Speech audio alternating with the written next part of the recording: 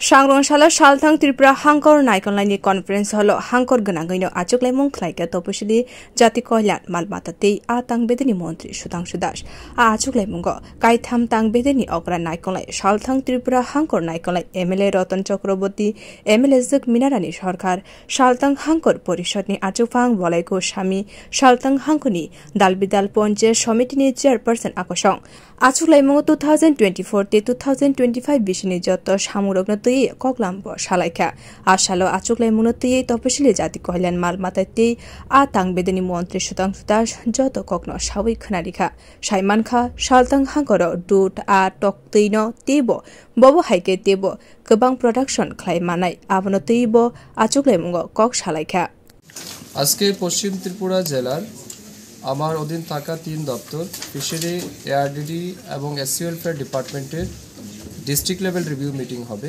এটা আমাদের routine work. আমরা প্রথমে স্টেট লেভেল রিভিউ মিটিং করেছি এবং পুরো রাজ্যব্যাপী আমাদের ডিস্ট্রিক্ট লেভেল রিভিউ মিটিং চলছে। আজকে আমরা পশ্চিম ত্রিপুরা জেলায় এই বৈঠকে উপস্থিত হয়েছি। এই বৈঠকের মূল উদ্দেশ্য হচ্ছে আমাদের 3 দপ্তর বিশেষ করে 2024 এবং 25 অর্থ বছরে আমরা যে বাজেট রেখেছিলাম, যে সমস্ত টার্গেট রেখেছিলাম তার কতটা অ্যাচিভ আমরা করতে পেরেছি, কোন জায়গাতে আমাদের ঘাটতি আছে, এই সমস্ত বিষয়ের উপর আলোচনা হবে।